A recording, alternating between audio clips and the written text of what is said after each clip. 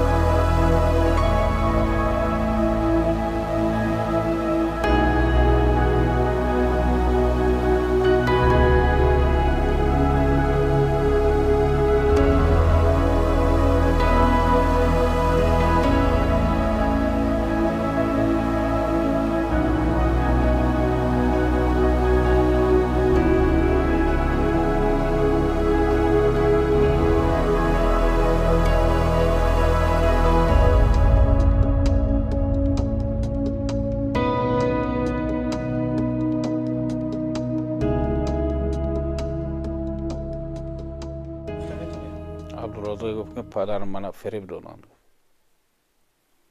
دادند گفت من گفتم بچم کی که من عربا جواب نداده استادن گفت من گفتم کی که بیای من میروم من فریبش بارون خودش اول یکمین شده در رسانه ها عبدالرازق مرا فروخت گفته اول مرا کدهولی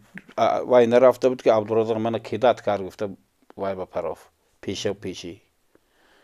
حالا عبدالرازق قطعی مثال جنگ و جنجال یا این خیلی نبوده پیش چی یوتیوب خوندم که گفته است که عبدالرازق من کیدت کرد من همچون پدر گفتنی هستم که میخوایم رحمت به باران برای دستگیریش رحمت کلان لیکن بین ملت ها با این یک عیب این کارهای میکردگیشون یک عیب است این گناهگار خدا میدونه خداوند خودش میدوند کی گناهگار کی بیگناه خودش میدوند من گفتنی هم همین که دیگر در رسانه ها هر خیل گپا نزنند من راست گپ همین گفتم به شما گفتم دیگر از هر خیل رسانه ها من سرم گرنگ نکنن راست گپ پر رفتن خیلی عربستان رفتن اومدن با من 90,000 سوم پول دادن گفتن کی داد 90,000 بهروز داد 90,000 سومون گفت اکا گفت زمین خر خونه ساز گفت انا هر رفتم یک سوتق زمین 4,000 دلار شهر با عبدالرازق جان گفتم من هر روز زنگ میزند پدر زمین گرفتید این زنک عرب مهمون شده به خونه ما میبیاید ما گفتم با کدوم پول گیرم یک سوتق زمین 4,000 دلار امروز برای چی همه گناه ها رو با سری عبدالرازق بار کرده ایستادند مردم نمیفهمند برای آن که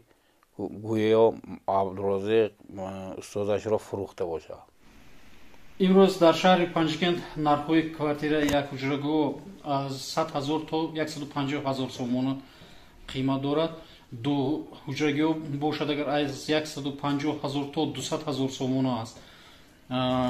یک سوت زمین یعنی یک سوتخه زمیندار ҳавлии хонао бошад агар аз сотиқаш то есть 30,000 сомон арзиш дорад. аз шаҳр берун бошад нисбат ба ин нархҳо арзонтар аст. айни ҳол дар шаҳри Панҷикент хонаҳое ки нав сохта шуданд як квадрат метри онҳо бошад агар аз 3000 то 5000 сомона арзиш дорад.